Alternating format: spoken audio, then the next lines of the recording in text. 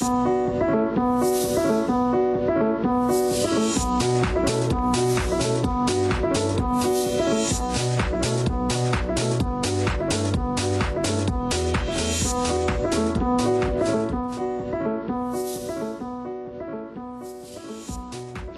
tarde, seja bem-vindo à Sociedade Civil.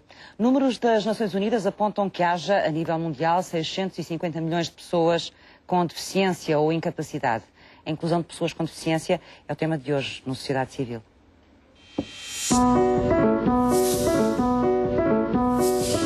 O Sociedade Civil de hoje foca-se no tema da inclusão de pessoas com deficiências. Analisamos os números e tentamos perceber que mecanismos de apoio existem.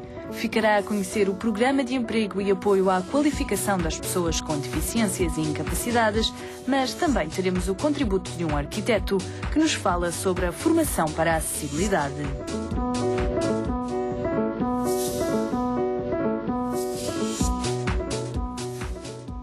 Vamos então, ao longo deste programa, tentar perceber o que é que estamos a fazer para incluir as pessoas com deficiência, quais são os problemas que se levantam ainda e quais são os desafios no futuro. Muito obrigada aos meus 4 convidados desta tarde. Miguel Neiva, bem-vindo, é designer e é conhecido também por um projeto que teve como objetivo incluir pessoas, não é? Neste caso, daltónicos. Podemos começar por aí, por esse projeto, que é um projeto que já tem uns anos. Quer explicar-nos como é que o design, ou um designer, pega num desafio destes? Sim, bom dia, boa tarde. De facto, e tentando enquadrar esta questão do design, o design sempre foi uma atividade que exerci com enorme paixão, e a vertente do design inclusivo, algo que até há poucos anos não se falava, sabia-se mais ou menos o que era, mas não se materializava bem. Mas já havia experiências lá fora. Sim, havia experiências lá fora, e a minha ideia foi precisamente transportar todo o conceito e toda a aprendizagem no design, do design para a questão da inclusão e das acessibilidades. Este projeto, o Colored, que foi um projeto de investigação de 8 anos de trabalho e que há 3 anos já vem sendo implementado em várias áreas, ainda torna esse universo da inclusão via a disciplina do design muito mais rica. Eu acho que o design tem, mais do que a competência, tem a nobre missão de poder tornar o mundo mais acessível para todos. E não me refiro só ao design de produto e de equipamento, que é a criação de ferramentas tangíveis para poder criar acessibilidades a pessoas com deficiências visíveis, mas também ir mais longe do que isso, e o Colored é um bocado o reflexo disso. Foi pegar, falava-se há bocado, em 650 milhões de pessoas com deficiência ou incapacidade, mas se nós pensarmos que para além destas existem 350 milhões de pessoas no mundo, que são os daltónicos, que têm uma limitação, porque alguns países consideram limitação, mas que são deficientes porque alguns países consideram o daltonismo uma deficiência, que não fazem parte destes números. Por isso aí o universo é muito maior. E a ideia da inclusão, não só para a deficiência ou para a limitação visível aos olhos dos outros, também tem que ser pensada. E porquê o daltonismo? O que é que o tocou aí nessa questão? Essa é uma pergunta recorrente. O que é que me tocou nesta questão? Eu estava a desenvolver mestrado, queria fazer algo que passasse pela questão do design inclusivo e apercebi-me, por a minha formação no design, pela cor ser uma referência diária no meu trabalho, e por perceber que as pessoas que não identificam a cor, o facto de ser uma limitação não visível, lhes trazia constrangimentos muito grandes no seu dia-a-dia, seja profissional, quer social. Dos quais a gente não se apercebe. Dos quais nós não nos apercebemos, mas pior do que isso, o juízo de valor que a sociedade faz se houver alguém que tem uma incapacidade ou uma limitação que não é visível é sempre depreciativo. Isto muito rápido, as primeiras pesquisas que fiz sobre daltonismo, isto em 2000, quando iniciei a investigação neste processo, daltónico, por exemplo, era um árbitro que não marcava um penalti. Não era uma coisa completamente desfasada do que é efetivamente o daltonismo, um desconhecimento muito grande sobre isso, e depois o juízo de valor que a sociedade faz perante alguém que ou segue uma linha de transportes errada e se perde, ou alguém que usa uma combinação de roupa porque sem as cores saber... estão muito presentes nos transportes, não é? Em tudo. 90% da comunicação que é feita no mundo é feita através da cor. E quem não a consegue ver corretamente é uma pessoa que não está incluída. Eu acho que esta palavra do inclusivo é uma palavra muito perigosa e, curiosamente, cada vez mais ela se vai usando menos. Porque pressupõe a exclusão. A ideia da criação de acessibilidade. Mas ela existe. Ela existe e tem que ser dita, e acho que representa bem aquilo que é uma necessidade de trazer todos à sociedade. Mas o design for all, se calhar, é um termo, mesmo que não em português, muito mais abrangente e muito mais simpático neste processo. Uma coisa que eu acho que o design tem, e a inclusão, ou o design inclusivo neste aspecto, tem que reforçar é a inversão de alguns paradigmas, que é trazer à questão da deficiência não o peso de remediar uma situação, mas a positividade de arranjar uma solução. E aí o encarar isso... Uma solução que sirva a todos, não é? Que sirva a todos, porque nem é só a questão dos deficientes, porque uma pessoa grávida, um idoso, um bebê, uma mãe com uma criança ao colo, todos eles necessitam disso. Voltando à questão do daltonismo, muito rápido, eu fiz um estudo muito grande com daltónicos de vários países, com registros e relatos incríveis, e no Brasil o daltónico é considerado um deficiente, com todos os constrangimentos que socialmente isso lhe traz.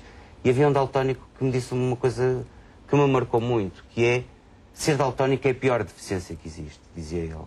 Porque, para além de tudo, não há lugares nos autocarros para os daltónicos, não há filas para os daltónicos, por isso ele vivia o peso de ser considerado uma pessoa deficiente, em que lhe eram interditas determinadas atividades, determinadas profissões, determinados contextos, mas que também não beneficiava de nada ou daquilo que era proporcionado às pessoas com as limitações ou com as deficiências quase que assumidas por decreto. E a tal deficiência invisível e muitas outras limitações existem que sofrem, entre aspas, desse mesmo desconhecimento da sociedade. Já nos vai explicar daqui a pouco mais em pormenor o qual é, penso que muita gente já o conhecerá. Bem-vinda, Hilda Taborda, à sociedade civil, é responsável do núcleo de paredes da Associação Pais em Rede. O que é que são os Pais em Rede? Ou o que é o Pais em Rede? O Pais em Rede começou por ser, e ainda é, um movimento cívico constituído por uma rede de famílias, amigos, técnicos ligados de alguma forma à deficiência e que tem como objetivo, primeiro, promover os direitos das pessoas com deficiência. Estamos constituídos em núcleos, neste momento somos 21 a nível nacional, e fazemos e faremos tudo o que estiver ao nosso... Quando é que Desde 2008. 2008. E começamos com 2 núcleos e neste momento somos 21. E trabalhamos para que a inclusão exista na realidade. Trabalham como depois? Como? No dia a dia? Na prática, o que é que vocês fazem? Fazemos muitas coisas. Estamos com pais. Queremos também que os pais entendam que têm uma força enorme que não põem em prática, porque nós sabemos que culturalmente a deficiência tem sido muito maltratada e ainda é. As pessoas, eu tenho estado com pais que ainda escondem os filhos, ainda se sentem discriminados por viverem com a deficiência. E nós temos também esse objetivo, estar com pais e não só. Mudar mentalidades. Mudar mentalidades, precisamente.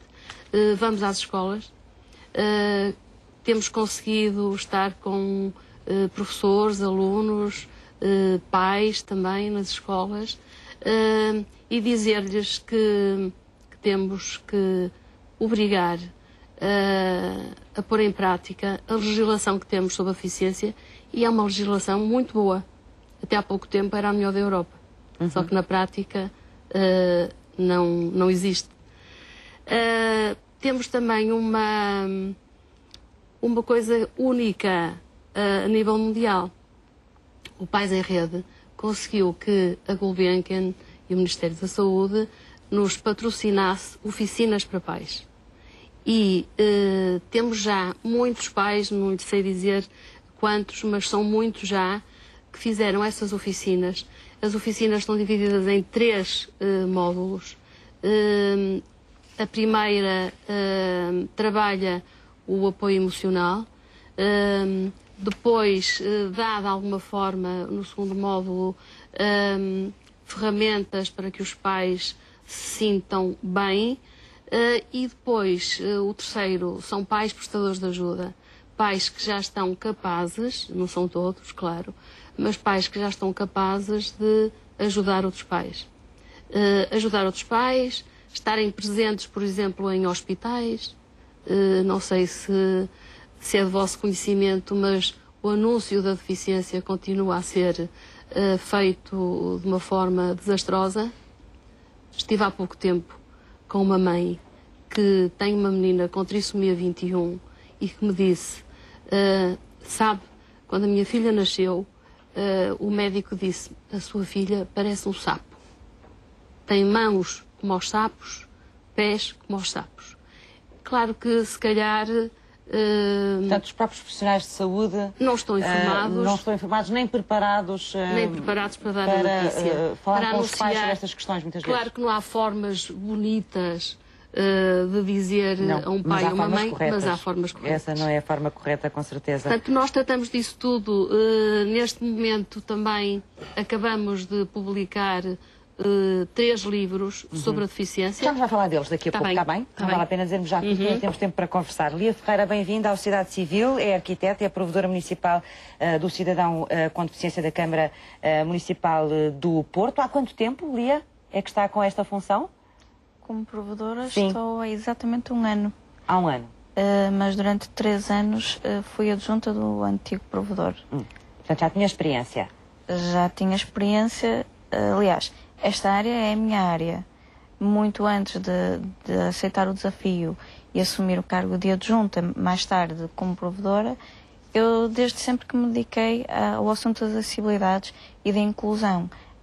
Eu escolhi o curso de arquitetura, não foi à toa, escolhi-o porque pretendia contribuir com respostas, lá está as tais respostas E achava que essa área era uma área positivas. fundamental, onde era preciso trabalhar. Sem a questão dúvida, das até porque eu acessibilidades, não é? sinto na pele, não é? Como paraplégica, eu sinto na pele a necessidade de respostas e pegando no que o Miguel há pouco dizia, as tais respostas positivas, eu acho que é fundamental elas surgirem e a deficiência ser desmistificada, porque ainda há muito aquela ideia de que o deficiente é o anormal e não é. Afinal, todos somos deficientes porque todos temos incapacidades. Em alguma fase da nossa vida, Claro, as todos temos um incapacidades certo grau de surgem. deficiência, ou poderemos ter no futuro, não é? Com a idade, e não só com a idade. Penso que também, inclusive, foi o caso da Lia. A Lia, de repente, confrontou-se com a deficiência, não é? Exatamente, Por aos causa de um 4 acidente. anos fui atropelada e depois de Com 4 anos? Exatamente. Depois de 18 meses de internamento deram-me uma cadeira de rodas, o que eu fiquei felicíssima porque eu já estava farta de estar deitada na cama de um hospital e a verdade é que se antes eu era extremamente mexida, era uma criança com demasiada vida, depois eu quis continuar a sê-lo, mas não podia porque à minha volta o mundo não estava preparado. E a verdade é que desde então que eu tomei a decisão. Não, tem que existir soluções. E a verdade é que elas existem. Portugal está a dar os primeiros passos, como sempre estamos nos primeiros passos, mas elas já existem de forma muito afirmada e muito vincada noutros países que iniciaram o seu percurso no ponto de vista da inclusão muito mais cedo, porque foram vítimas de flagelos de destruição de guerras, de soldados com incapacidades, território devastado, foram obrigados a olhar para isto mais cedo. Nós estamos desde 87 a começar a olhar para a questão das barreiras arquitetónicas, da inclusão, e estamos a começar, mas a verdade é que os anos vão passando e ainda estamos a começar. E as respostas existem, nós só temos que as implementar. E existem, nomeadamente, regras em termos de arquitetura para os novos edifícios, a forma como são construídos, não é? E para adaptar os edifícios mais antigos. Mas isso tem sido uma batalha muito dura e muito difícil de conseguir, não tem? Bastante, até porque posso dizer que antes da atual legislação que foi revogada e foi institucionalizada em 2006, já existia uma legislação anterior, de 93, e ela nunca tinha sido aplicada. De 93 não, peço desculpa, de 97. Ela nunca tinha sido aplicada e esta legislação atual que veio revogar a anterior veio tentar ter o papel do polícia fiscalizador que a antiga não teve. Portanto, se a primeira não foi encarada minimamente, esta tem tido bastantes repercussões. Está neste momento ainda em estudo algumas alterações que irá ter em breve, mas nada muito significativo, porque ela é precisa. E se há quem... E tem sido posta em prática? Tem sido questionada. Questionada porquê? Porque traz muitas obrigações, dizem os construtores, os técnicos da construção e os promotores. Mas a verdade é que ela não traz nada de exigente. Dizem eles que retira áreas e imputa valores acrescidos à obra. Estudos alemães dizem que construir bem de raiz significará 3 a 5% do valor total da obra, sem grande perda de área. E a verdade é que uma casa acessível é uma casa para a vida, porque a dada altura qualquer pessoa tem que de repente adaptar a casa porque ficou... Claro, e portanto a legislação existe, mas nós estamos a discuti-la. Ainda estamos a discuti-la e vamos sempre discuti-la. Estar em vigor. Exatamente. E está a ser cumprida? Em algumas câmaras estão a ser muito rigorosos no ponto de vista do licenciamento. Sim. O que me preocupa mais é a fiscalização.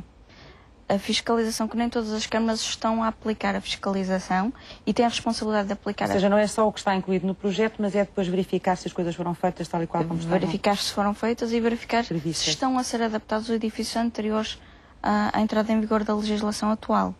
E a verdade é que tem que surgir o papel do fiscal que vai verificar e que aplica as comas quando necessário. Maria José Diniz, bem-vinda à sociedade civil. É presidente e fundadora da Associação Socioterapêutica de Almeida. O que é a ASTA? Por que é que ela foi criada? Com que objetivo? A ASTA é, como disse, a Associação Socioterapêutica de Almeida, é uma instituição particular de solidariedade social para pessoas com deficiência. A multideficiência é essencialmente deficiência mental. E aqui falaremos essencialmente da deficiência mental. Por que é que ela foi criada? Foi criada porque urgia ter uma resposta para pessoas com deficiência no interior do nosso país. E concretamente na aldeia da Cabreira, que é a aldeia onde eu nasci, e que tinha à volta nas outras aldeias pessoas com deficiência que precisavam de respostas dignificadoras. E tendo um filho, o Marco, com deficiência mental, também eu era chamada a fazer algo. E era um sonho que existia em mim desde o nascimento do Marco. Foi difícil pôr de pé este projeto? Foi difícil, mas foi apaixonante. E as dores da gravidez são esquecidas quando depois o bebê nasce. E eu já me esqueci das dores que foi empreender num projeto destes, com todas as negações, com todas as dificuldades. Valeu a pena. Foi criada então a ASTA em 2000 e num espaço rural. Portanto, maiores dificuldades existiram pelo facto de ser no espaço rural e não no urbano, e não em Lisboa, em que tudo acontecia, no litoral, em que tudo acontecia. Que dificuldades acrescidas é que teve? Primeiro foi o perceber e a aceitação de que as pessoas com deficiência mereciam um espaço onde elas pudessem dar o seu melhor. Por parte das populações ou dos responsáveis? Por parte das populações e dos responsáveis. Mesmo assim, não tenho grandes razões de queixa, porque aparentemente as pessoas, ao apresentar-lhes o projeto, diziam sempre que tão interessante que é este projeto. Tão interessante, mas por trás eu pensava, ela é tontinha de todo a querer fazer uma coisa destas por aqui, ainda por cima num sítio quase desértico, numa aldeia do interior Beirão, bem interior. E então havia essa simpatia a priori por algo de novo, mas sem entenderem muito bem o que é que isso significava. Depois havia todas as questões burocráticas que foram imensas. As questões económicas, muito importantes, porque eu não tinha dinheiro para construir. O dinheiro apareceu depois do projeto ser dado a conhecer e ter iniciado com os meios possíveis, em que aí sim eu tenho que referi-lo. A Segurança Social acreditou neste projeto e fez protocolo com os 5 jovens, 6, que iniciaram o projeto comigo. Quanto tempo andou para pôr esse projeto de pé em 2000? Em 1998 foi fundado juridicamente, foi fundada juridicamente a ASTA. Depois esses 2 anos foram anos de preparativos. burocráticos, papéis. Foi feito um projeto PIDAC, pelo arquiteto Fritz Wessling, que conhecia muito do que é estes espaços para pessoas com deficiência, portanto já tinha uma prática longa de fazer espaços para eles, e os dois preparámos esse espaço no Alto da Fonte Salgueira. O PIDAC contemplou-nos, só que depois, quando a comissão foi ver o espaço, achou que não, aqui atrás do sol posto, um dia de lama, com poças de água, não, esqueça, minha senhora, faça noutro sítio, aqui não. Eu sou teimosa, eu tinha um sonho, eu sabia que tinha que ser por ali e fiz. E comecei na minha própria casa, e adaptei a minha própria casa. E em boa hora esse contratempo apareceu, porque assim fui recuperando na aldeia algumas casas velhas, onde os companheiros, que chamamos-lhe companheiros, vivemos com, não vivemos para. É diferente viver lado a lado, em que ensinamos e ajudamos, mas também nos ensinam e ajudam todos os dias. Esta dialética é fundamental. É o viver com. E então, com eles, nós fomos construindo na aldeia, e em boa hora o fizemos, porque a inclusão, esta inserção, queiramos chamar-lhe, não deveria haver já este conceito de inclusão, como diz o Miguel, aconteceu espontaneamente. E é nisso que eu acredito. Já lá vão 12 anos, não é? Já lá vão 14, fazemos 2 de outubro. A partir de 98. 14 anos. Não, a partir de 2000. 2000, pois, 13 anos. 14 anos, 2000, sim. Depois é 14 anos para o ano, não é? Exatamente. Então, agora estou a constatar que há um erro, que é 13 anos. Quantas pessoas lá estão neste projeto, neste momento? 36 companheiros, 30 colaboradores. Com dinâmicas diversas, entre a aldeia e o Alto da Fonte Salgueira, com a agricultura e a terra como pano de fundo, a nível terapêutico, porque a terra, e daí a importância da ruralidade e da natureza, para seres tão naturais e tão genuínos como são as pessoas com deficiência mental, a maioria, faz todo sentido que lhe demos como respostas e como habitat algo de natural e genuíno. É muito mais difícil em centros urbanos criar respostas terapêuticas. Enquanto nós temos a facilidade, há uma crise, por exemplo, uma crise psicótica, é muito mais fácil debelar essa crise se nós tivermos um espaço, portas abertas, em que possamos, pelo pinhal, pelo campo, pela terra, deambular e de alguma forma tratar, sem termos que recorrer àquilo que a maior parte das vezes acontece quando alguém tem uma crise. Que é os fármacos, não é? Que é os fármacos. Já vamos regressar. Vamos agora conhecer alguns dados sobre a população com deficiência a nível nacional e também a nível internacional.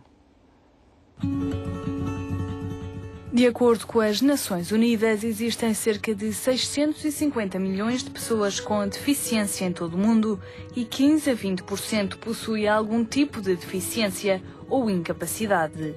Por cá, os censos 2011 mostram que quase 18% da população com 5 ou mais anos declarou ter muita dificuldade ou não conseguir realizar, pelo menos, uma das 6 atividades diárias, como ver, ouvir, andar, memorizar, tomar banho ou vestir-se e compreender ou fazer-se entender.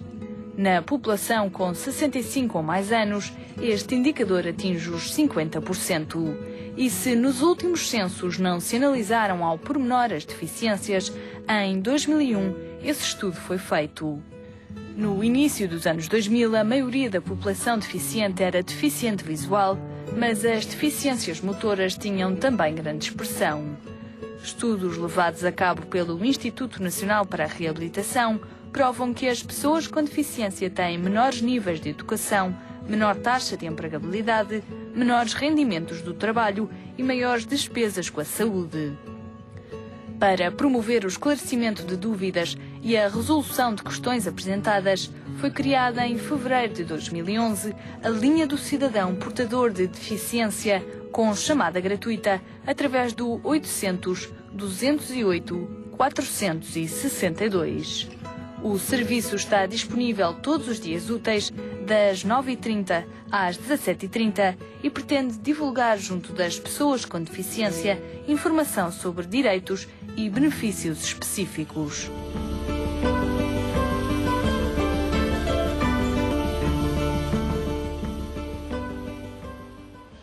Miguel, vamos explicar às pessoas então o que é o Colored, que dificuldades é que ele tenta superar e que dificuldades é que teve também até encontrar um sistema que permitisse resolver algumas dificuldades. Então eu vou começar pela segunda parte. Eu costumo dizer, e digo isto de sentido, eu não tive dificuldades, porque eu acho que a palavra dificuldade só existe se nós temos um termo de comparação. Teve desafios. Eu tive desafios. É uma questão de léxico só. E esses desafios... Penso que a gente se entenda num sentido... Exatamente. E esses desafios foram bastante interessantes e a arquiteta Lia, que tem acompanhado este projeto desde o princípio e também foi uma das grandes promotoras para que a Câmara do Porto, a todos os seus níveis, pudesse já o integrar em todos os suportes de comunicação, desde a educação ao turismo. Já a conhecia ali ou conheceu-a no âmbito deste projeto? Foi? Não, conhecemos-nos no âmbito deste projeto.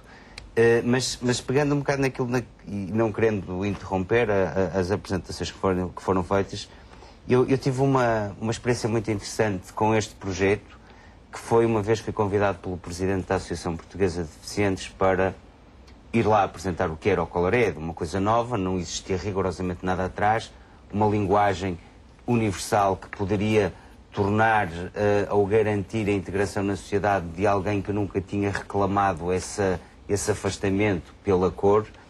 E uma coisa interessante que foi passado 2 horas de conversa, me ter sido dito lá, até de um modo muito emocionado, que era a primeira vez que lhes aparecia ali um projeto inclusivo, um projeto de acessibilidades, sem que trouxesse uma legislação antes. Ou seja, eu acho que nós também não podemos ficar sempre à espera que as legislações apareçam, que as regras sejam impostas e que as leis sejam criadas.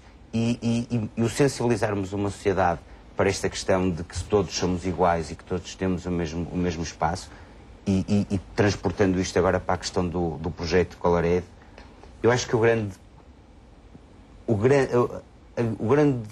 acontecimento, não sei, falta uma palavra certa, mas o importante deste projeto é que eu não sou daltónico. Porque se eu tivesse sido daltónico, ele se calhar não teria tido a eficácia que teve. E isso mostrou-me como designer e como alguém que é muito sensível a estas questões, que nós até somos muito mais competentes se pensarmos em fazer as coisas para os outros do que se as fizermos para nós próprios. Porquê? Porque me levou a procurar os daltónicos de diferentes países, com diferentes níveis de cultura, com diferentes níveis de formação, e conseguir criar uma ferramenta que fosse comum a eles todos, que fosse acessível a eles todos, sempre com um ponto de ordem que eu não abdiquei desde a primeira hora. Vamos, e usando a palavra que eu há bocado dizia que acho que não é apropriada, mas vamos incluir não discriminando. E isto foi feito de uma maneira que foi: o daltónico vai beneficiar de uma ferramenta que é feita para ele, mas que ele não vai ter nunca que assumir a sua condição para poder beneficiar dela. E aí toda uma dinâmica que se criou, desde a educação aos transportes, à saúde, em que o daltónico tem a sua ferramenta, tem a sua capacidade de poder integrar ou entrar na sociedade por esse caminho, mas sem ter nunca que assumir. Estava a dizer condição. que não podemos ficar sempre à espera da legislação. É verdade, há muita coisa com certeza que se poderia fazer sem ser até mesmo pelo em termos de sentido que isso traz. legislação. Eu já estive... Mas, por exemplo, naquilo que a Lia estava a falar há pouco, que é a questão das acessibilidades dos edifícios, é um bocadinho mais complicado fazer isso sem legislação, não é? É óbvio. Mas é que isso... E não pode ficar ao critério de cada empreiteiro ou de cada, não é? Que tem regras, há coisas que é preciso estudar, nomeadamente eu sei que houve muita polémica com a questão das rampas, que a certa altura se discutia muito o grau de inclinação das rampas, etc. E, portanto, há coisas que têm que ser... normalizadas. Acredito que sim, mas depois também isso... Agora, há muita coisa que pode ser acrescentada, não é? E o seu projeto é um exemplo disso. Pegando na questão e no exemplo das cores, eu acho que há 2 maneiras de ver o cinzento. Ou é um branco escuro ou é um preto claro, não é? E nessa questão, e já estive reunido com vários governos, com várias entidades, e muitas das vezes foi manifestada a ideia de tornar isto uma lei. Um decreto que seja obrigatória a inclusão disto, como é obrigatória uma série de outras normativas que têm que ser legisladas. Eu defendo sempre que isto deve ser uma recomendação de boa prática, porque a sociedade aí aceita muito mais facilmente aquilo que não lhe é imposto. E se ela sentir... Oh, Miguel, mas às vezes não chega. não chega... Enquanto as mentalidades não forem Mas mudadas... é isso que eu acho que é o momento, e com toda a crise e a conjuntura em que nós vivemos, eu acho que é um privilégio viver este momento. Eu acho que eu nunca estive tão próximo como a Hilda, como a arquiteta Lia, nunca estivemos tão próximos de poder fazer alguma coisa. E a oportunidade é agora, porque há 15 anos atrás o engano em que o mundo vivia não nos permitia essa aproximação. Hoje eu sinto isto, este projeto, pelo carinho que ele tem tido, pela dinâmica que ele tem tido quando se foi à Lua, se conheceu o fundo do mar e nunca ninguém pensou nos daltónicos. E ele surgiu, os daltónicos passaram a ser algo com uma importância na sociedade grande, e um código para daltónicos hoje já é pensado e trabalhado para miúdos com síndrome de Down, para os invisuais, inclusivamente. Por isso, nós podemos inverter esses paradigmas. Mas posso só dar-lhe um exemplo. Tenho uma amiga, tenho uma filha com paralisia cerebral, vive numa cadeira de rodas e viu-se muito, muito aflita para que pusessem uma rampa no prédio. Claro, aí a lei teve que entrar, não é? Aquelas pessoas, ou algumas pessoas habitantes daquele prédio, achavam que o prédio não ia ficar tão bonito, aquela rampa Mas ia... se me permite a interrupção, mesmo com a lei, isto está a ser difícil. comum.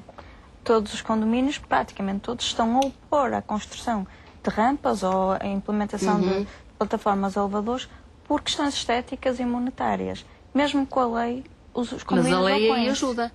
Ajuda, mas esta lei não obriga. Mas a lei não devia, pois, era isso que eu ia perguntar, não devia impor-se a essas questões Eu depois pensei que particulares? obrigava. É uma das tais partes da lei que ainda não está muito clara e é Portanto, permite um subterfúgio ali, é? permite, há muita coisa nesta lei que permite exatamente contornar a lei. E eu muito Julie, é? permite, há muita coisa nesta lei que permite exatamente contornar a lei. E eu muitas vezes como arquiteta e como provedora sou abordada por colegas da área da construção que me perguntam como é que eu posso evitar ter que aplicar. Portanto, a questão que me colocam é porque há este conhecimento de que é possível contornar a lei. Mas aí, o que é horrível. Então, costuma-se dizer que se as leis existem é para contrariá-las onde é possível. Se não for lei, se for a sociedade própria a sentir e a sentir-se que faz sentido isso, tudo se torna mais fácil. Eu tenho um exemplo muito engraçado que na bocado estava aqui a partilhar com a Hilda. As minhas filhas, tenho duas filhas que no colégio onde frequentaram o primeiro ciclo, sempre tiveram língua gestual. E nunca tiveram nenhum colega surdo-mudo. Isso deu-lhes uma capacidade de elas hoje encararem. E então aqui na cidade do Porto, com o fluxo do turismo que há mais do que nunca, elas próprias ajudam a comunicar, porque há muitos mais surdos-mudos do que aquilo que nós imaginamos. E que são pessoas que são discriminadas como o daltónico é. Primeiro são logo rotuladas de mal educadas porque não reagem quando as chamam. E é interessante porque nunca tiveram um colega surdo-mudo, aprenderam a tal linguagem, língua gestual. Mas aprenderam porquê? Porque faz parte do fazia parte do plano curricular da escola e não ocupou o espaço.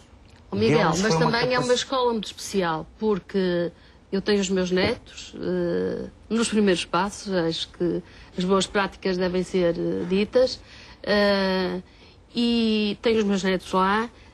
É um colégio que acolhe de uma forma incrível miúdos com deficiência e tem boas práticas. Acolhe de uma forma incrível miúdos com deficiência, eu quero dizer que há escolas que têm dificuldade em... A maior parte das escolas, a maior parte. Eu hoje ouvi as notícias em e aceitar neste momento há 400 crianças privadas da escola porque as escolas não têm as condições mínimas para as acolher. E isto, quando surge uma notícia destas, nós devemos pensar no que está por trás, porque são professores que não estão preparados para as acolher, são turmas que este ano aumentaram o número de alunos, porque a lei diz, e aqui a lei também é importante, que uma turma que tenha dois alunos com necessidades educativas especiais, essa turma só pode ter 20 alunos. Ora, nós sabemos como é que o Sr. Ministro este ano pensou na formação das turmas. Há turmas que vão até 35 alunos. Como é que é possível dar atenção ou individualizar o ensino dado àquelas crianças com tantos alunos?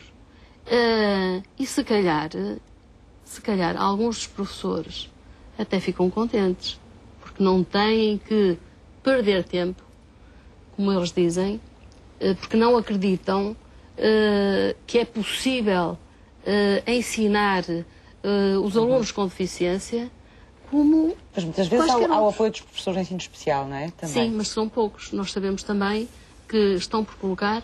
A maior parte das escolas está com déficit. Mas aqui mais uma vez aquilo que o Miguel estava a dizer é capaz de fazer sentido, ou seja, as escolas também não podem provavelmente deixar cair os braços apenas porque não têm condições, porque às vezes as próprias escolas podem, elas sozinhas ultrapassar essas questões, não é? E resolvê-las. Claro, este colégio de que falamos preparou-se e continua. O Miguel não tem lá as filhas, eu tenho lá os meus netos e sei, continua a estar preparado para acolher as crianças com deficiência.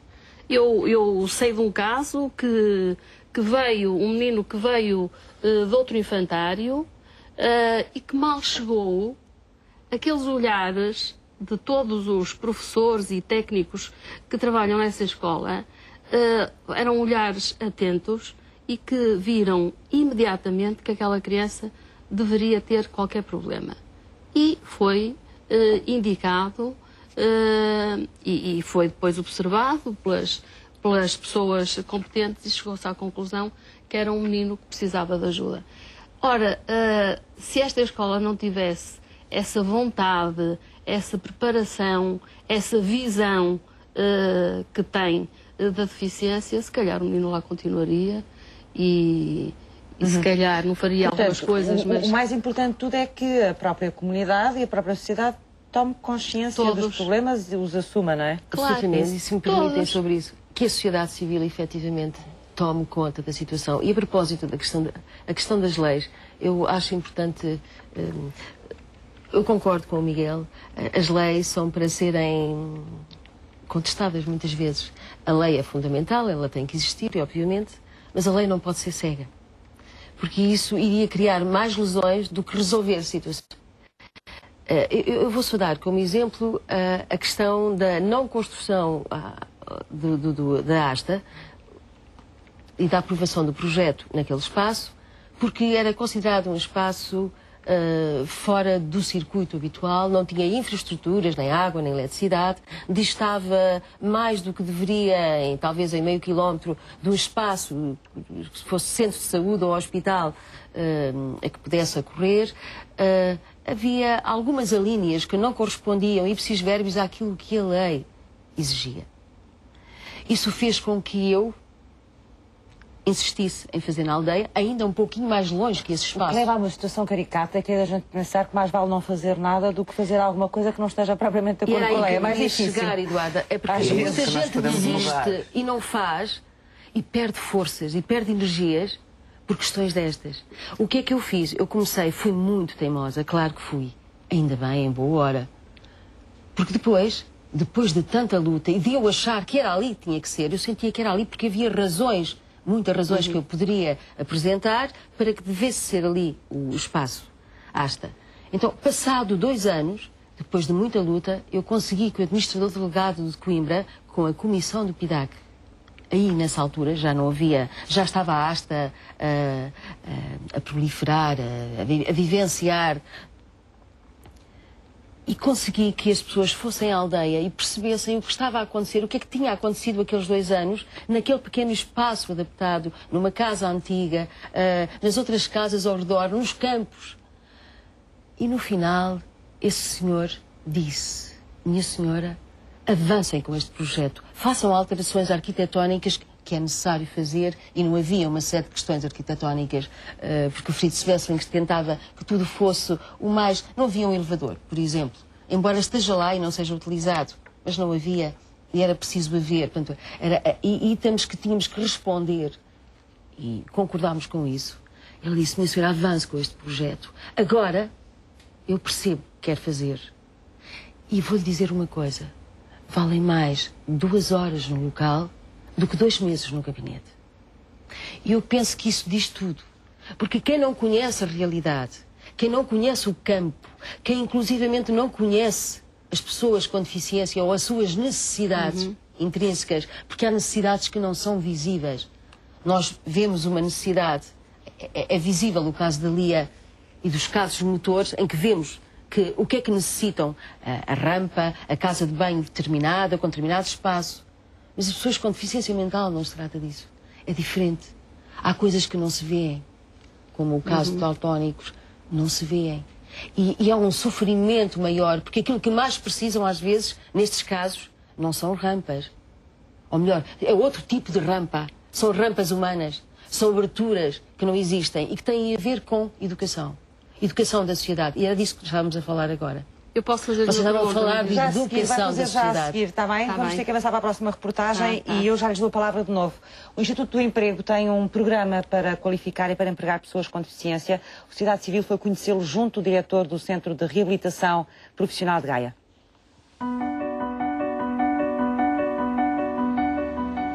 O Instituto de Emprego e Formação Profissional criou o Programa de Emprego e Apoio à Qualificação das Pessoas com Deficiência e Incapacidades. Os destinatários deste programa são as pessoas com algum tipo de deficiência em idade ativa, inscritas nos centros de emprego ou de formação profissional, mas também as entidades empregadoras. Existem apoios à celebração de contratos regulares de trabalho, que passam por apoios técnicos, no sentido de apoiar os empregadores na colocação e no acompanhamento após a colocação, portanto, ao longo da carreira profissional.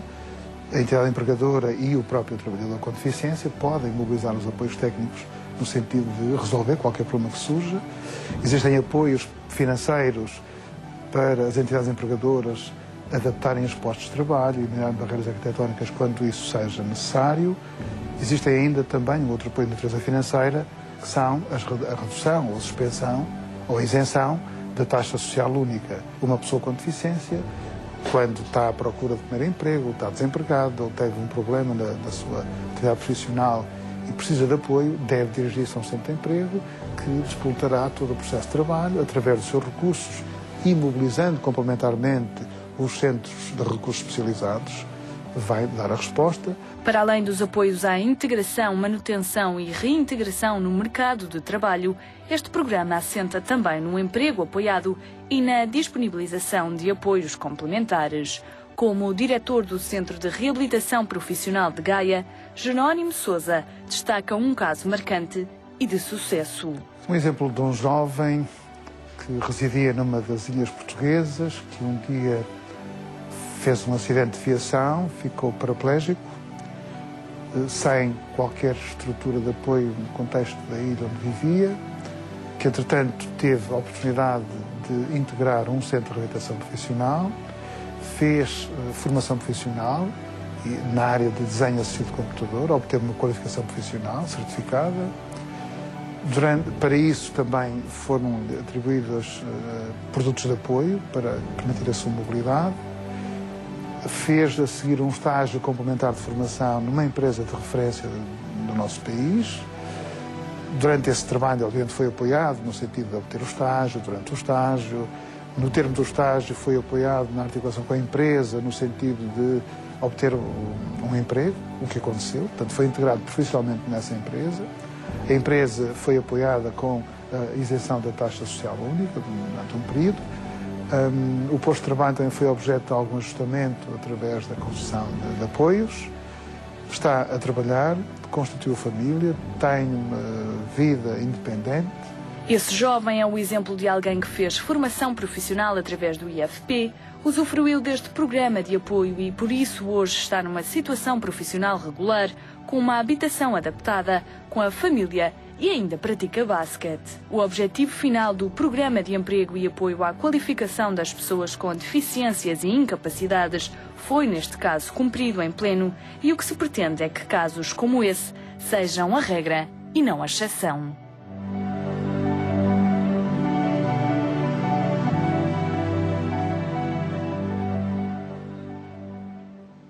A ele ia colocar uma perguntar pergunta à Maria José. Força. Sim, mas antes gostava de dizer Sobre esta esta reportagem. situação é realmente uma exceção. E que temos que fazer da nossa sociedade, não é? Do nosso dia-a-dia, uma prática diferente, desde encarar a deficiência com outros olhos. Eu ia perguntar à Mas Maria é uma José, exceção? O que é uma exceção? Não percebi. esta situação deste rapaz que conseguiu uma casa adaptada, que pratica desporto, e digo que é uma exceção porque nós, pais em rede, que vamos muito às escolas, por exemplo, neste momento, em Paredes, temos várias situações de jovens que só podem frequentar a escola até aos 18 anos. E depois não há nada para eles. Há 2 instituições que estão sobrelotadas e, ao conversarmos com os pais desses jovens, as mães, e são sempre as mães, dizem-me: eu agora vou ter que deixar de trabalhar para ir para casa tomar conta do meu filho. Imagine como está a situação. Nem sequer veem a hipótese de conseguir um trabalho. Alguns não poderão trabalhar, mas há muitas coisas que podem continuar a fazer. E a partir dos 18 anos não há nada para lhes oferecer.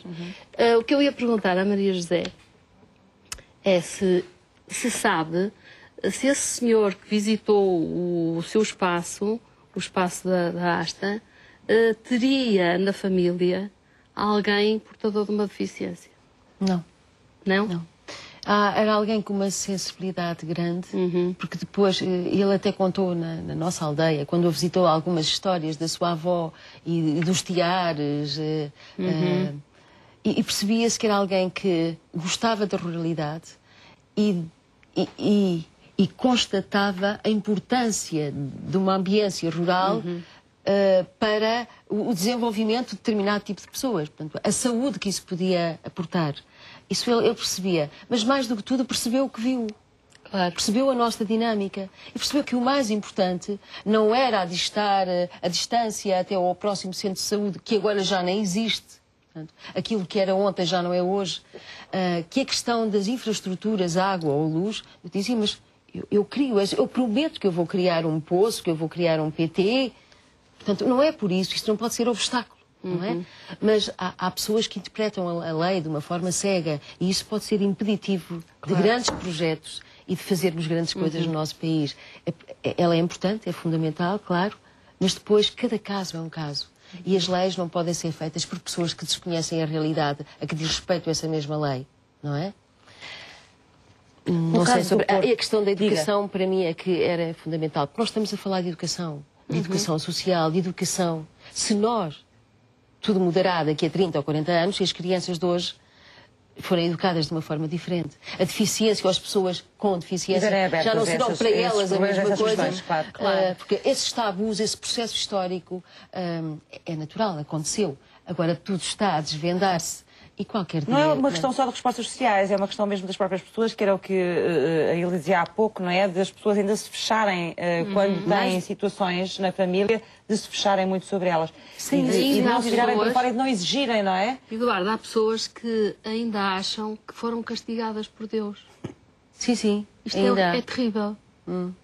E acham que têm que penar e têm que aguentar e fazer tudo por aquele filho para pagar os pecados que levaram Deus a dar-lhe aquele castigo. Mas fazê-lo de uma forma silenciosa e privada, muito privada, não é? Claro. Mas isso é o que está enraizado na nossa cultura. Até há 200 anos atrás havia culturas que, por isso simplesmente, atiravam as pessoas com deficiência de penhascos, porque consideravam que eram maldições que tinham descarregado sobre a família, então atiravam-nas desde crianças que nasciam com deficiência, imediatamente eram mortas.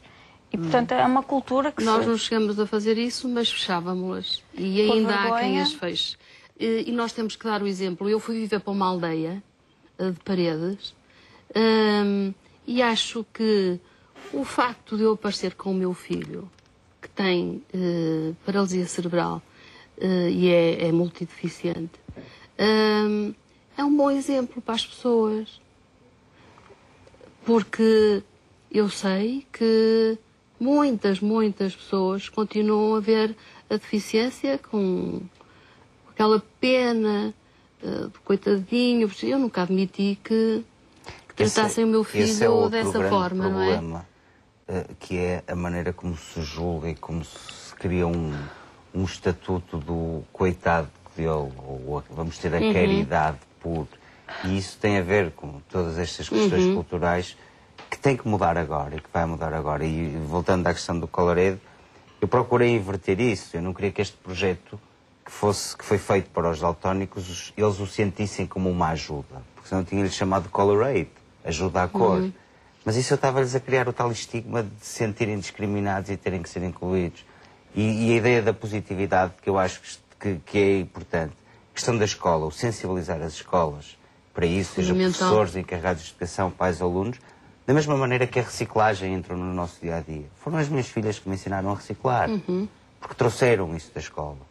E esta questão de todos diferentes, todos iguais, pode ser um bom motor disso. Eu criei uma ONG, paralelamente a este projeto, que se chama Colorete Social, e que tem como principal objetivo e missão levar todo este conceito às escolas, dotar as escolas e as bibliotecas escolares que são inclusivas pela cor, ou que terão que o ser, através das normativas da Unesco, de ferramentas que permita que um miúdo daltónico não tenha que assumir a condição. Porque depois entramos aqui num outro esquema, isto já se calhar um bocado fora do âmbito do programa, ou não, que é o miúdo daltónico numa escola é talvez se calhar o miúdo mais vulnerável a isto que agora se fala muito do bullying. Porquê? Porque a agressão não é física, por isso logo a seguir não há quem repare e quem crie castigos ou não castigos. É uma agressão recorrente. Sim. Não acontece só com o daltónico, acontece com outras crianças, até mais frágeis às vezes psicologicamente, ou com menos autoestima. Mas é uma questão interessante e por isso a escola, mais do que as leis, mais do que as legislações, tem um papel preponderante neste aspecto. Fundamental. E o que é preciso é juntar técnicos, e podemos meter aqui os designers, podemos meter os arquitetos, pais que vivem uma situação e que nem sempre a sabem lidar com ela, porque não é uma situação também normalizada, cada caso não é um há padrões. caso. Professores, que muitas das vezes, eu tenho o exemplo do Diogo. Eu ia perguntar uma coisa, que é, e há padrões também para as outras crianças? É que as crianças são todas diferentes umas das outras, não é? É que não há padrões também para as outras. Eu que era fundamental que nós nos debruçássemos sobre isso. A questão dos padrões. Eu penso que estamos a passar o que estamos a passar porque houve padrões estereotipados que disse às pessoas que a normalidade era isto. Era ser belo, era ser alto, era ser inteligente, era ser uma série de coisas. E não é nada disso. E quem sabe se o pôr do sol visto por um daltónico não é mais bonito. Não é mais bonito do que visto por nós, claro. Absolutamente. Mas sobre isso eu queria dizer, os meus companheiros mostraram uma beleza das coisas. Belezas, será que poderemos dizer aqui? Verdades, porque há muitas verdades que eu desconhecia e foram eles que me mostraram. A questão desses padrões é que estragou tudo. Porque o medo que nós temos de fazer por uma acessibilidade especial ou um elevador ou uma cadeira numa casa tem a ver com o medo que nós temos de estragar o nosso design, a nossa estética pré-estabelecida. Porquê? Porque ninguém nos disse, porque se desde o princípio, desde sempre, as casas fossem feitas com os espaços necessários para passar uma cadeira de rodas. Se faltasse esse espaço, nós também íamos achar que não estava bem. Absolutamente. É muito estranho se fizermos uma casa sem casa de banho, não é? E em determinada altura não se faziam. Será estranho qualquer dia não fazer uma casa com todas as facilidades que permitam o acesso a quem quer que seja, a quem ande, a quem se arraste pelo chão, a quem ande de cadeira de rodas, enfim, porque nós começámos a perceber que não há padrões de normalidade, porque quando querem, e eu queria referir isso, quando querem normalizar, e a tentativa de normalizar, que politicamente correto, como ideia, como intenção, as pessoas tentaram normalizar e fizeram inserção em escolas quando as pessoas não estavam preparadas, as escolas não estavam preparadas, os professores não estavam, os colegas, os pais não estavam preparados. Não estão. Mas era uma intenção muito boa. Mas não podemos viver só de intenções, temos depois de trabalhar nelas. E o que é que pode acontecer? Pode acontecer que com a tentativa de normalidade que já aconteceu, de normalizarmos segundo padrões que nós achamos que são normais, nós estamos a criar psicoses, nós estamos a criar depressões, nós estamos a acrescentar a um uma eventual deficiência que já existe, outros problemas que têm a ver com doenças mentais e com outro tipo de doenças. Porquê? Porque queremos incluí-los numa sociedade que dizemos ser normal. E pergunto, temos assim padrões tão bonitos, tão extraordinários para apresentarmos como normais? Tão saudáveis? Temos grandes coisas a apresentar? Porque queremos obrigar as pessoas com deficiência a adotar os nossos padrões? Porque se não fizeres assim, o outro pensa que tens que fazer assim, tens que te portar assado. Em vez de escutarmos aquilo que eles têm para nos dizer, porque eles não têm preconceitos. Porque eles são puros e genuínos. Porque eles nos podem ensinar isso. E nós tentamos impregná-los dos nossos preconceitos, dos nossos conceitos e das nossas normalizações. Mas há sinais de mudança, não acha, Maria José? Claro que há. E desde há 20 anos, 30 anos, desta parte, quando eu queria encontrar uma escola para o Marco e não encontrava, daí esta minha luta em fazer algo, uma resposta para o Marco e para os outros. Claro que isto é um processo histórico e não podemos, ao mesmo tempo, zangar-nos muito com a situação. Porquê? Porque as coisas se passam assim. É preciso que a nossa sociedade nos traga, desabroche, mesmo pela negativa, há algumas questões, humanas ou não, para que possamos depois pegar nelas e percebermos que elas existem para que nós mudemos alguns status quo sociais. E é a sociedade que o tem que fazer, não é? Somos nós, não somos governantes, não somos... É isso que eu queria dizer. Não é nos gabinetes, sim. somos nós pais, somos nós sensíveis a todas estas causas. De uma forma muito assertiva. E aqui a assertividade é importantíssima. Não podemos realmente ir com guerras, mas com muita paciência, muita calma, e temos que ser nós realmente o motor da mudança.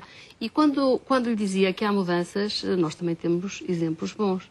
Há muito pouco tempo, um rapaz muito simpático chamado Miguel, não sei se a simpatia será característica de todos os Miguéis, contactou-me porque está a fazer a tese do curso dele de designer na Faculdade de Engenharia e então ele quer fazer um projeto para um parque infantil inclusivo.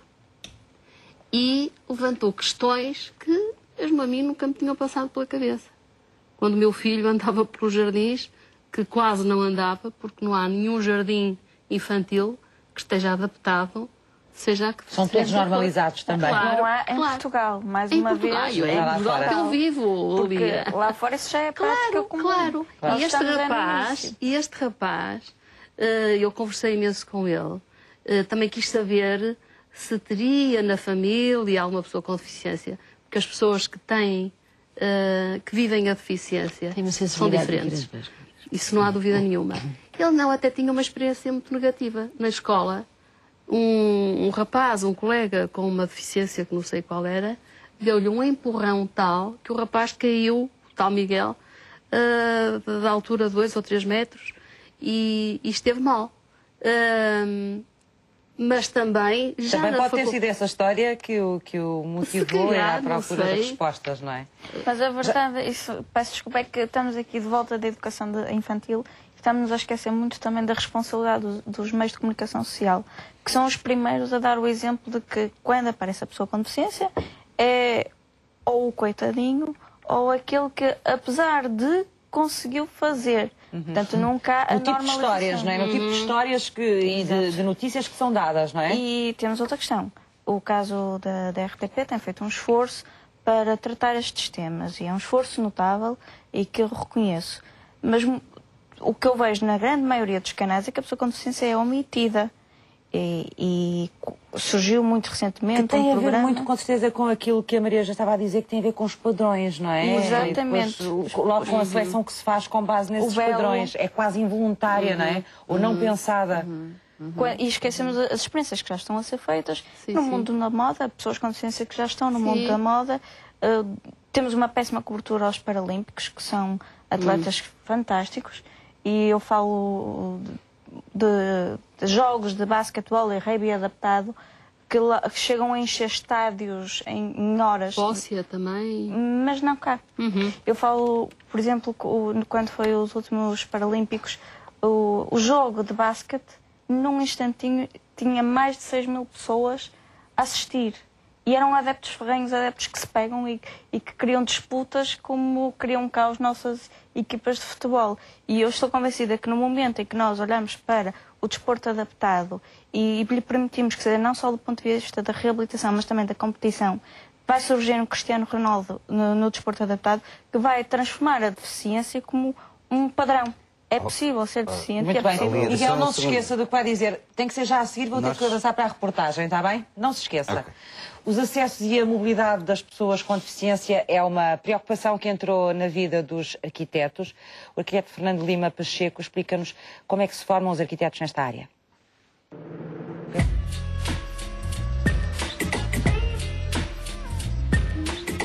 Porque as questões da acessibilidade não se prendem apenas com as deficiências, os arquitetos devem estar atentos, informados e projetar para todos os tipos de situação e mobilidade. Fernando Lima Pacheco é arquiteto, mas também auditor, consultor e formador de acessibilidade e explica como se formam as novas gerações de arquitetos para estas questões. É o grande desafio a qualquer técnico que quer ter uma formação consistente. E nesse sentido, a Ordem dos Arquitetos promove desde 2003 um conjunto de ações que visam os estagiários da arquitetura a terem conhecimentos no âmbito da acessibilidade e do desenho universal.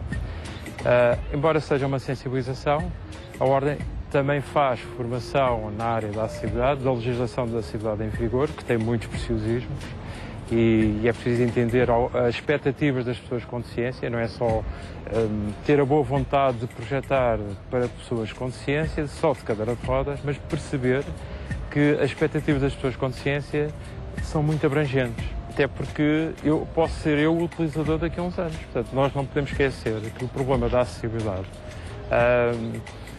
toca, um problema não pela parte negativa, mas toca, e é um grande desafio por isso, toca um conjunto enorme de situações. Não só as pessoas de mobilidade condicionada, por exemplo, as mulheres grávidas, com crianças, adultos com crianças ao colo, pessoas que transportam bagagens, pessoas com deficiência, obviamente. Especialista na área da acessibilidade, este arquiteto preocupa-se em alertar para as situações que podem provocar constrangimento e até para as de emergência. Fernando acredita que, se despertar a atenção dos formandos, eles serão profissionais mais responsáveis e terão em conta todo o tipo de deficiências ou incapacidades. Normalmente faço procedimentos, explico como é que são os procedimentos, a boa prática, como é que se deve abordar uma pessoa com deficiência, seja esteja sentada numa cadeira de rodas ou com outra ajuda técnica. Se for uma pessoa com limitações do fórum, enfim, sejam surdos, ou do fórum sensorial, portanto, sejam pessoas surdas ou cegas. Como é que se aborda uma pessoa cega? Como é que o conduz? O que é que não se deve fazer? Sobretudo, explicando isso de uma forma prática, objetiva, o corrimão é uma espécie de linha-vida. Se eu tiver às escuras e sou seguir o corrimão é extremamente importante pelas mensagens que produz. Isto está todo o desenho. Se o corrimão termina antes do lance de escadas, se eu tiver às escuras, eu tenho a noção que terminou o lance e a minha passada será normal para o patim, e o que acontece é que vou cair precisamente porque tenho mais degraus. Uma rede de transportes que se preocupe com as pessoas com mobilidade reduzida, locais públicos acessíveis a todos e uma sinalética que possa ser facilmente compreendida são elementos que devem ser tidos em conta ao projetar. Saiba que alguns centros comerciais portugueses, por exemplo, estão certificados por uma entidade externa de certificação e implementaram voluntariamente o Sistema de Gestão de Acessibilidade Universal, que é auditado anualmente, mostrando que se preocupam e dão um exemplo no que diz respeito a esta temática.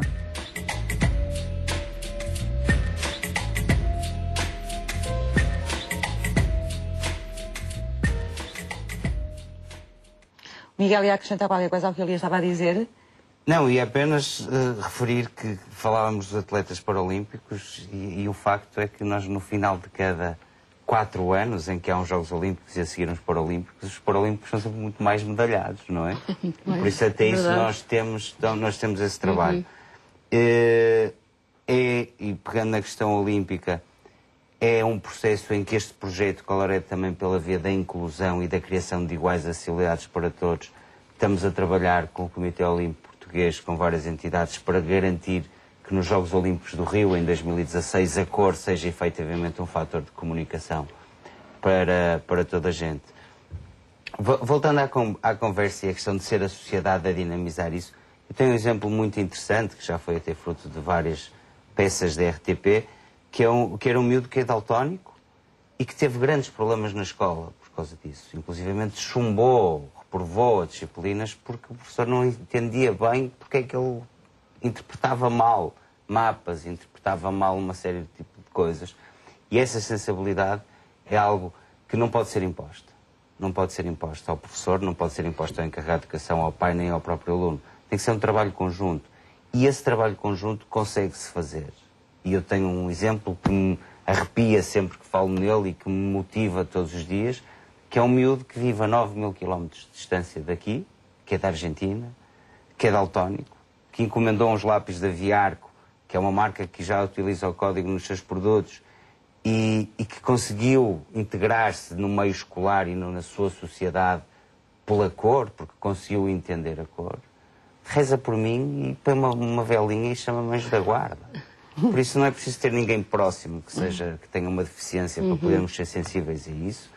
Não é preciso estarmos perto e viver olhos nos olhos em loco a situação. Basta apenas perceber os sinais que são enviados do outro lado. E isso eu acho que é a sociedade que tem que conquistar, não é nos gabinetes a assinar ou a promover decretos ou a fazer... Claro que isso tudo é importante. Também é importante.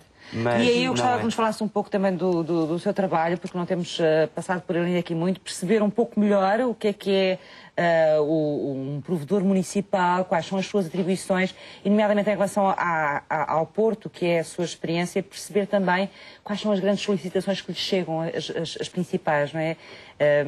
Aqueles problemas aos quais tenta dar resposta no dia-a-dia.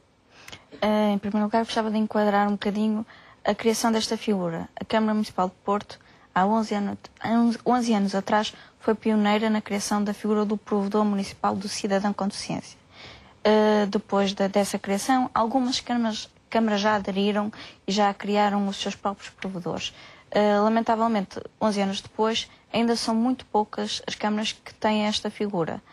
No caso da Câmara do Porto, que é aquela a experiência com quem eu posso falar com mais assertividade, nós temos uma equipa transversal, uma equipa que é constituída por mim, que sou arquiteta, uma assistente social, um engenheiro civil e mais recentemente adquirimos também um estagiário na área também recém-formado em arquitetura e estamos em vias de adquirir uma estagiária de engenharia da reabilitação.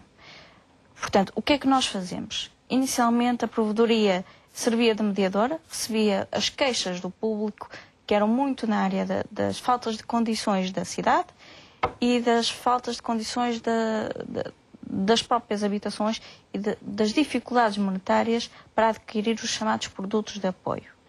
Nós servimos de mediadores, inquirimos instituições da Câmara ou extra-Câmara, procurando alguma solução para os queixosos. Ao longo do tempo, a provedoria tem criado uma dinâmica muito grande com os serviços municipais, temos-nos dedicado muito a captar soluções e a trabalhar em conjunto com os serviços as soluções que captamos e que podem ser aplicadas na cidade. Exemplo disso é a nossa passadeira de pavimento tátil, que foi inaugurada em 3 de dezembro do ano passado, que é o Dia Internacional da Pessoa com Deficiência. Não é uma solução inovadora, o pavimento tátil é inovadora no sentido em que fomos nós, Câmara, que desenvolvemos aquela solução de material metálico para aplicar no centro histórico. Porquê? Porque temos um território muito grande, com uma grande tradição, né? Um território muito consolidado e que em certas situações é muito difícil levantar todo o pavimento envolvente. Fazer intervenções, não é? Exatamente. Então aquilo é um pavimento que nos permite, com uma limpeza de construção, uma simplicidade muito grande, aplicar o pavimento. As novas tecnologias também vão trazendo outras soluções, não é? Muitas, muitas. E nós, provedoria, temos muito essa faceta de captar soluções que nos chegam e dá-las a conhecer aos serviços e trabalhar com eles como é que vamos aplicar, como é que vamos usar e em que é que isto nos pode beneficiar para desenvolver aquilo que já temos. fazemos chegar muitas queixas que os cidadãos nos fazem sentir. Geralmente são sempre rebaixamentos que, por acaso, a Câmara já tem feito um grande esforço. Nos últimos 10 anos, 45% das nossas passadeiras já foram rebaixadas. Mas também é preciso reparar aqui uma questão, é que o entendimento que se tinha de um rebaixamento há 10 anos atrás é diferente do entendimento que se tem hoje. E alguns rebaixamentos do passado não estão tão bem quanto desejaríamos à luz daquilo que hoje conhecemos e daquilo que já fazemos. Como disse, a cidade é imensa, faltam-nos ainda 47% das passadeiras por rebaixar, mas dessas 45 que já estão feitas, algumas não estarão da melhor forma. Posso dizer que a existência do provedor, a Câmara Municipal de Porto, veio sensibilizar os serviços e veio criar uma tradição de iniciar a tal fiscalização que eu há pouco falava. Mas permite também perceber melhor prioridades, não é? E fornecer algumas soluções, ou sugerir pelo menos soluções, não é? Nós temos feito isso. Nós, no gabinete, temos sempre a tendência de, quando vamos pedir a um serviço que faça uma alteração num determinado sítio, também procuramos fazer recomendações. Recordo-me que ainda há pouco tempo nós entregamos projetos para adaptar 4 equipamentos de desporto que são pertença da Câmara. Portanto, não só alertamos para a necessidade, como procuramos apresentar orientações. Poderão fazer desta forma ou daquela para facilitar o trabalho. Porque, lá está, como arquiteta e deficiente, eu não preciso ver uma legislação para saber o que é que eu preciso que seja respondido. A minha luta tem sido em procurar perceber com mais profundidade as necessidades das outras deficiências. E, nomeadamente, há pouco, por acaso, tocou-se no assunto da população surda. A população surda acaba por ficar muito excluída porque não vê respostas depois nos serviços públicos, que não têm formação em língua gestual portuguesa para que possam comunicar. E há muita falha de comunicação escrita, porque para quem não ouve, deslocando-se a um serviço em que a comunicação é verbal, a comunicação escrita pode também ajudar. E a Câmara do Porto... Há coisas que se podiam superar, algumas delas, nomeadamente através do site da Câmara, não é? O site da Câmara procura dar links com língua gestual. que fazem... Era uma forma de chegar às pessoas com a informação da Câmara. Nós já estamos a trabalhar nisso. Podem dar aí uma ajuda grande, não é? Já estamos a trabalhar nisso. E deixe-me só adiantar que a Câmara do Porto teve desde... Já não sei precisar os anos, mas a Câmara do Porto teve desde sempre um protocolo com o Centro de Tradutores de Língua Gestual Portuguesa, em que todos os eventos de apresentações públicas, cerimónias, já tinham a também presença de um tradutor de língua gestual. Estamos também a pensar aplicar isto aos vídeos que existem no site da Câmara. É uma tarefa interminável, há muito para fazer, não é? Sempre, por muito que se faça ali. Exatamente. E a verdade é que surgindo as adaptações, surgindo as acessibilidades ou a infoacessibilidade, as pessoas com deficiência parece que nascem, surgem, vindas não se sabe muito bem de onde, porque antes estavam fechadas, estavam excluídas. Claro. E talvez quando elas estiverem também mais presentes no dia-a-dia de toda a gente, seja mais fácil quebrar esses padrões que a gente tem, não é? Mas isso, aqui mais uma vez estamos na questão da responsabilização da educação, não é? E dos órgãos de comunicação, novamente, e estou novamente a reforçar isto. A verdade é que ninguém estranha... E no poder político também, as autarquias, como disse, é importante darem um exemplo também, não é? É importante que esta figura se institua. Estava a dizer há pouco que havia poucas ainda que tinham seguido este exemplo da Câmara do Porto. Uma das questões que eu lhe queria perguntar era, estes projetos que vocês trabalham e depois entregam aos serviços, geralmente demoram muito tempo a ser concretizados, têm uma resposta rápida, muitas vezes fica frustrada com o tempo que demora a ver concretizadas as propostas que fez, os projetos que fez? Quando são projetos de adaptação de edifícios, realmente isso traz alguma frustração, porque envolve dinheiros. Porque adaptar é sempre muito mais caro do que construir de raiz. E mais uma vez, se nós tivéssemos na nossa sociedade a presença de pessoas com deficiência, porque por acaso ainda há pouco naquele vídeo a respeito do CRPG falamos da formação e integração das pessoas com deficiência no mercado de trabalho. Há uma grande dificuldade em integrar as pessoas com deficiência sem formação ou com formação mínima no mercado de trabalho, mas pior ainda é as pessoas com deficiência que já têm uma formação superior e que começam a surgir. A verdade é que não há respostas nenhumas no mercado de trabalho para estas pessoas. Ninguém estranha o caso do Ministro das Finanças alemão andar em cadeira de rodas, mas isso seria impensável no nosso país, porque não há espaço. Qualquer gabinete, qualquer empresa tem dificuldade em aceitar a pessoa com deficiência como seu trabalhador e não o avalia pelas capacidades, avalia imediatamente pela sua imagem. Portanto, pela imagem ou até pelo transtorno que vai dar, ter que adaptar o espaço de trabalho. Mas isso não é desculpa, isso não é desculpa, porque existem apoios para ajudar as empresas a adaptar o seu espaço de trabalho para a pessoa com deficiência. Existem esses apoios. Não são usados porque também nem se considera a hipótese de não sei se empregar. São assim divulgados, deviam ser mais divulgados. Provavelmente muitos empresários não saberão disso, não é? Maria José, eu sei que há pouco queria acrescentar qualquer coisa. Era qualquer coisa que vem de encontro à grande preocupação da Hilda, e não só da Hilda, já que estamos a falar dos pais. Sim. Ela representa os pais, a grande drama de todos os pais que têm filhos com deficiência, é o que será do meu filho. E notem bem, eu estou essencialmente a falar de multideficiências e deficiências mentais, porque as pessoas estão integradas na sociedade, não fossem as questões das barreiras arquitetónicas e outras, vocês têm uma perfeita noção da vossa existência e não precisam, a não ser que vos ajudem com os meios necessários, vocês podem e estão bem. Em termos de futuro, então estudam, fazem, têm profissões. Não se passa assim com as pessoas com deficiência mental.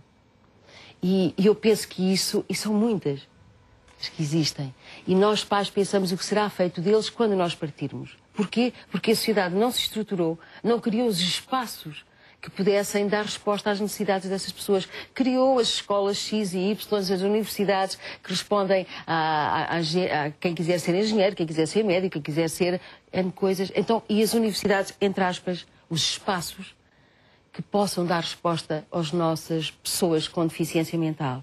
Porque eles também têm coisas para dar. Tentámos incluí-los dentro do ensino normal, porque, como eu dizia, politicamente correto, é bom que assim seja, porque todos se habituem a isso, mas não preparámos nem as crianças, nem as escolas, nem os professores. Estou a repetir-me. Então o que é que temos que fazer? Depois dos 18 anos, o drama, para onde é que eles vão?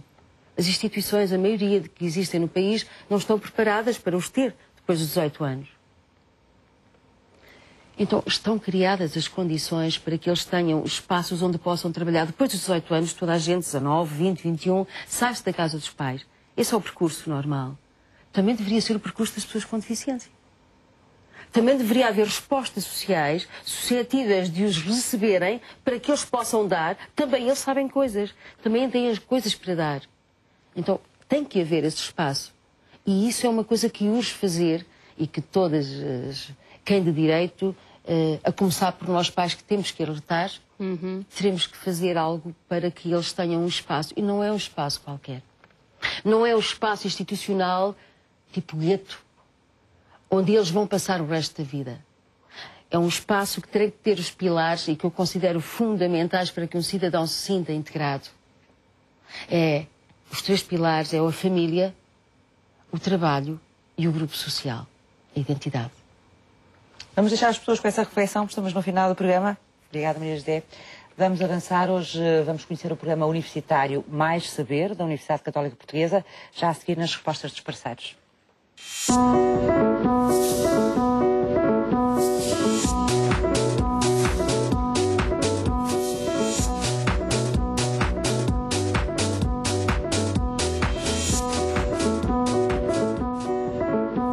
Cristina Palmeirão é professora da Universidade Católica Portuguesa do Porto e coordena o programa universitário Mais Saber, que é um programa desta universidade. Para já, quantos anos tem o Mais Saber, este programa? 4 anos. Este é o 4º ano. Começou, portanto, em 2009, numa ideia que tem a ver, inclusivamente, com o projeto educativo da própria Universidade Católica e que tinha como missão alargar e concretizar o conceito de aprendizagem ao longo da vida. E, nesse sentido, é para estudantes mais velhos, em princípio. Exatamente. É para pessoas com 50 ou mais anos. E tem sido, de facto, um projeto de sucesso, porque as pessoas que nos procuram são cada vez em maior número e que têm como interesse fazer exatamente a aprendizagem de saberes Algumas diversos. delas que vão à universidade pela primeira vez, não é? Sim, é verdade. Algumas destas pessoas que nos procuram são pessoas que têm, de facto, um percurso pessoal e profissional de longa duração, mas que não tiveram a oportunidade, na altura,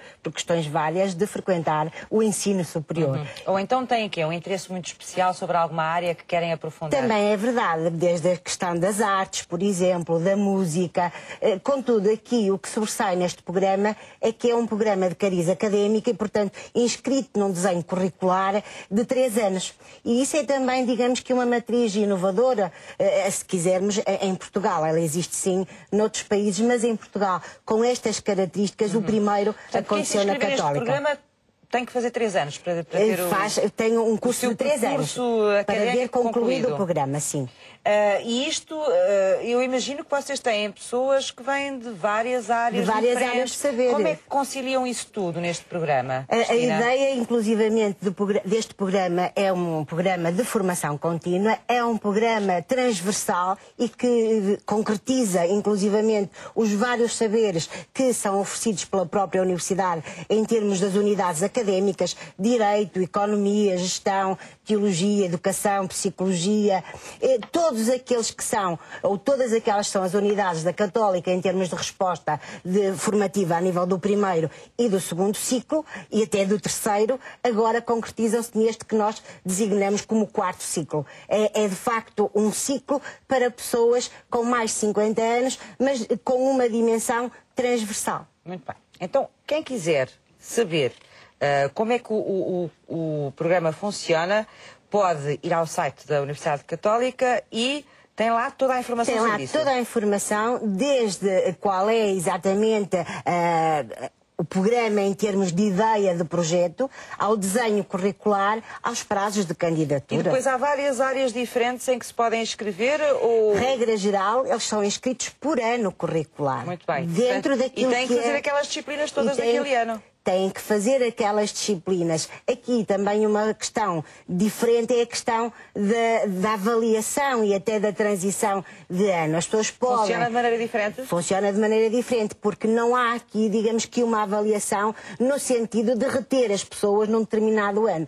Por iniciativa própria, as pessoas podem continuar... Não há notas? Há notas, mas há notas para quem quiser, de facto, fazer uma avaliação do tipo clássico. Quem não quiser não faz, quem não pode quiser só não tem apenas frequência. Exatamente. E faz os 3 anos também. E faz os 3 anos. E depois, eu estou a ver aqui que há aulas livres. O que é que são as aulas livres? São programas extracurricular que acontecem em momentos diferentes daquilo que é o desenho curricular. Este programa funciona 3 vezes por semana, às segundas... não é todos os dias. Não é todos os dias, é às segundas, terças e quintas, das 10 ao 12h30. Portanto, todo o resto do dia tem a ver com aquilo que são os projetos de cada pessoa.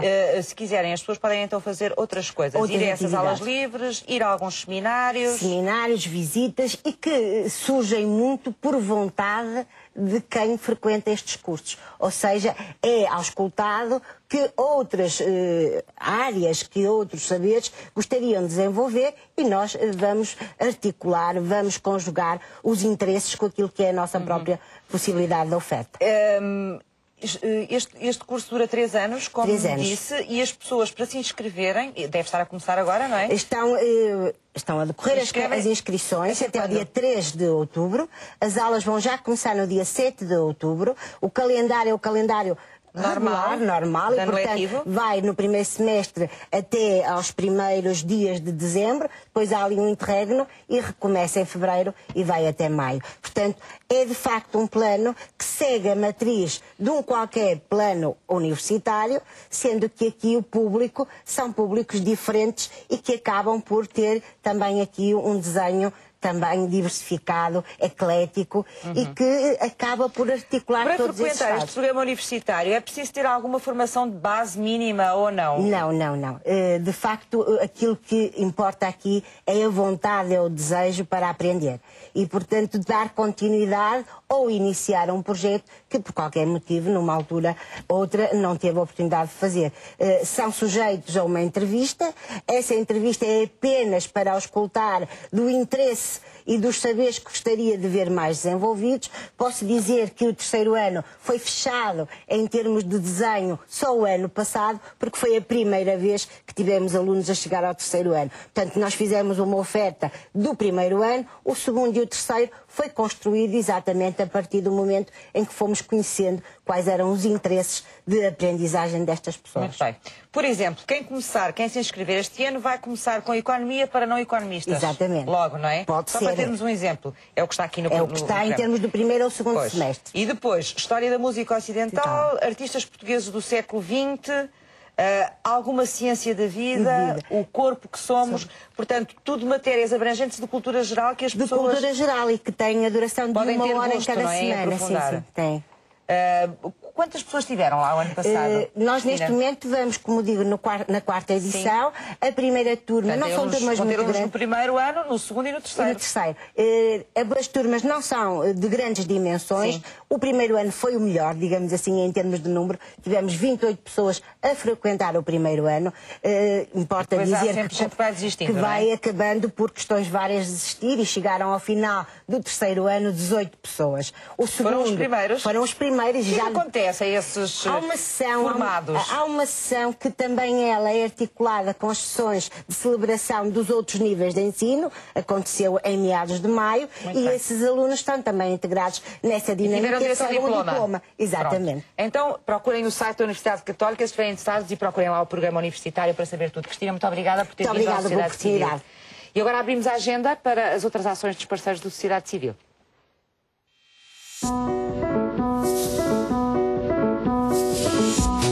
Parques de Sintra promove a exibição do documentário A Sinfonia, todos os sábados e domingos, pelas 15h30 com entrada livre. Um documentário que pretende sensibilizar para a biodiversidade da Serra e para a adoção de comportamentos mais sustentáveis durante as visitas ao parque. A construção do lugar é um convite à compreensão da evolução histórica e arquitetónica do edifício que acolhe o Fórum Eugênio de Almeida e da relação com o espaço urbano envolvente. Uma viagem por 5 séculos de história que pode ser visitada até março de 2014. A Fundação Carlos Gulbenkian recebe a exposição Dias Culturais de Sharjah em Lisboa. A mostra reúne peças de coleções provenientes do Emirado de Sharjah, reunindo um conjunto de mapas e caligrafias, peças de artesanato, trajes tradicionais e joias. É inaugurada esta sexta-feira e pode ser visitada até dia 1 de dezembro. A exposição Parque de Serralves, Paisagem com Vida, celebra a criação deste parque, que é uma das obras maiores da arte dos jardins a nível nacional e europeu. No percurso da mostra é apresentada a história e a evolução do jardim ao longo dos tempos e são também enaltecidos os criadores, proprietários e conservadores deste espaço. Pode ser visitada até 3 de novembro. O Jardim Botânico de Lisboa oferece todas as segundas e quartas-feiras aulas regulares de Qigong terapêutico, um ramo da medicina tradicional chinesa que surgiu há mais de 3.000 anos e que se baseia numa série de movimentos e posturas inspirados na natureza e em vários animais, que procuram o relaxamento do corpo e da mente, bem como o aumento da concentração e da criatividade. Estamos no final do programa de hoje. Muito obrigada aos meus 4 convidados. Vamos só mostrar os livros que a Hilda trouxe e que foram livros editados pela Paz em Rede, precisamente, não é? Paz em Rede, que são 3 livros infantis e estes livros têm como objetivo mostrar às crianças de uma forma simples e clara o que é, neste caso, a paralisia cerebral, o que é a trissomia 21 e o que é o autismo. Muito obrigada, Hilda, pela ajuda. Vamos então fechar o programa. O ano passado houve cerca de 70 divórcios por cada 100 casamentos. Será que somos feitos para viver a 2? Vamos debater o assunto no próximo Sociedade Civil, amanhã, porque Sociedade Civil somos todos nós. Até amanhã.